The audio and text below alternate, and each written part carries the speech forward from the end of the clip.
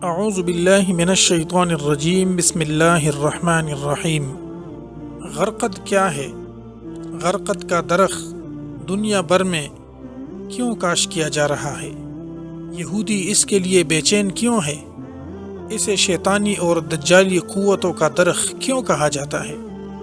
Save غرقد tree مگر قیمت 10 pound, save غرقد ٹی شرٹ 37 پاؤنڈ، سیو غرقد ہینڈ بیگ، سیو غرقد پرفیوم اور ان گنت چیزیں جو آج مارکیٹ میں غرقد ٹری کے نام سے خوب پروموٹ کی جا رہی ہے اور عوام میں اس درخت کو بچانے کی مہم چلائی جا رہی ہے۔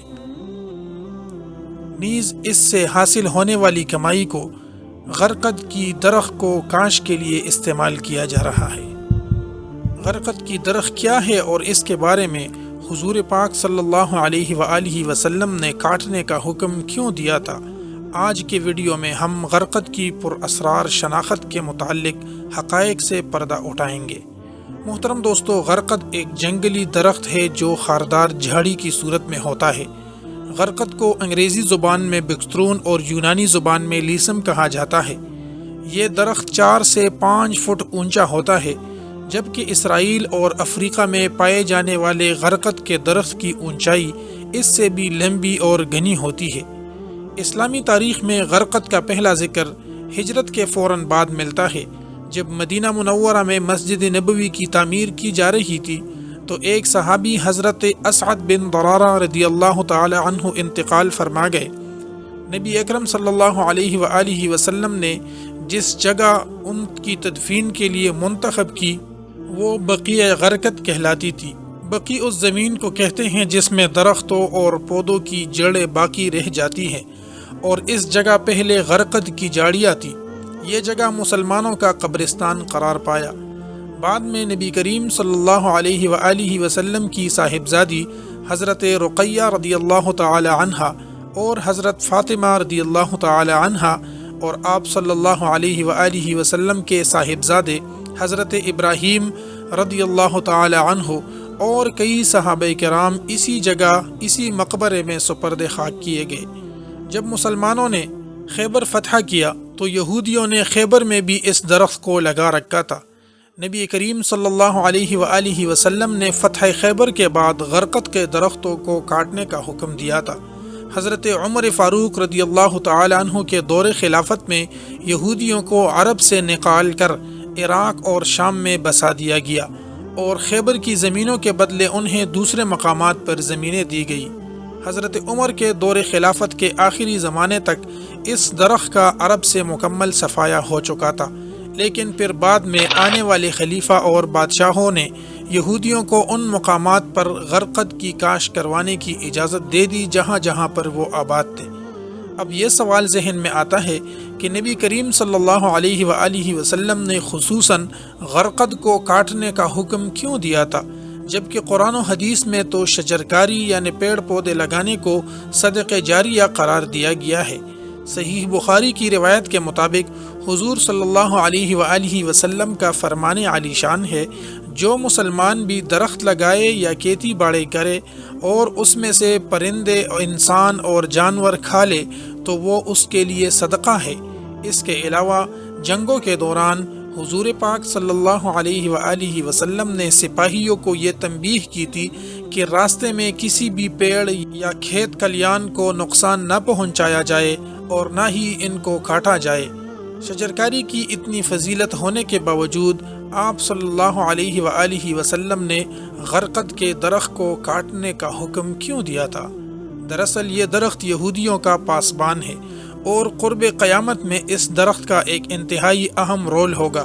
لہٰذا اسی ضمن میں حضرت ابو ہریرہ رضی اللہ تعالیٰ عنہ سے روایت ہے کہ رسول اللہ صلی اللہ علیہ وآلہ وسلم نے فرمایا، قیامت قائم نہیں ہوگی یہاں تک کہ مسلمان یہودیوں سے جنگ کریں گے اور مسلمان انہیں قتل کریں گے، یہاں تک کہ یہودی پتھر یا درخت کے پیچھے چھپیں گے تو پتھر یا درخت بھی آواز دے گا کہ اے مسلمان، اے عبداللہ، یہ دیکھو یہودی میرے پیچھے ہے، آؤ اور اسے بھی قتل کر دو، سوائے ایک شجر کے، سوائے ایک درخت کے جو کہ شجر غرقد ہے، کیونکہ وہ یہود کے درختوں میں سے ایک درخت ہے۔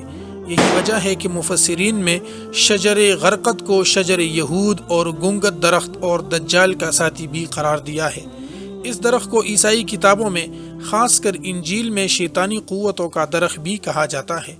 واضح رہے کہ یہودی قوم اپنے مذہب سے زیادہ اسلام کی سچائی پر یقین رکھتے ہیں۔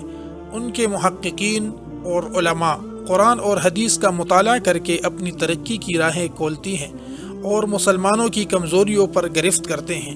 یہی وجہ ہے کہ آج اس دور میں بھی یہودی غرقد کو اپنا پاسبان درخت مانتے ہیں، جو قیامت سے پہلے ہونے والے عظیم جنگوں میں ان کا مددگار ثابت ہوگا۔ یہودیوں کو آخری نبی حضرت محمد مصطفیٰ صلی اللہ علیہ وآلہ وسلم کی زبان مبارک سے نکلنے والے ہر لفظ کی سچائی پر مکمل بھروسہ ہے۔ اس بات کا سب سے بڑا ثبوت یہ ہے کہ یہودی آج بھی غرقد کی کاشت پر لگے ہوئے ہیں۔ اسرائیلی حکومت پچھلے 40 سالوں سے غرقد کی شجرکاری یعنی پلانٹیشن میں مصروف عمل ہے۔ ایک رپورٹ کے مطابق سال 2010 تک 24 کروڑ غرقد کے درخت اسرائیل میں لگائے جا چکے ہیں، اور اسرائیل میں چلنے والی ٹرینوں کے اطراف میں تقریباً 30 سے 40 کلومیٹر تک ٹرین لائن کے دائیں بائیں صرف غرقد ہی غرقد لگے ہوئے ہیں، اور اسرائیل میں ہر یہودی کے گھر، ان کے پارک اور ان کی بلڈنگ کے آس پاس غرقد کا درخت لازمی لگا دکھائی دیتا ہے۔ فلسطینی علماء کا کہنا ہے کہ اسرائیل میں بڑے پیمانے پر غرقد لگا کر یہودیوں نے نبی کریم صلی اللہ علیہ وآلہ وسلم کی پیشن گوئی کا وقت قریب کر دیا ہے۔ خیبر میں شکست کھانے کے بعد سے اب تک ان کے پاس نہ کوئی ملک تھا اور نہ ہی فوج، لیکن 20ویں صدی میں انہوں نے پہلی بار فلسطین پر قبضہ کر کے اسرائیل کی بنیاد رکھی، لہٰذا اب وہ اپنی رہائشی علاقے میں اس درخت کو خوب کاشت کر رہے ہیں، کیونکہ دجال کا خاتمہ بھی بیت المقدس میں ہی ہونا ہے، اور یہ روشن شہر قیامت میں جنگوں کا مرکز ہوگا۔ اس لیے یہودیوں کو گرفت کی شدید ضرورت انہی علاقوں میں ہے۔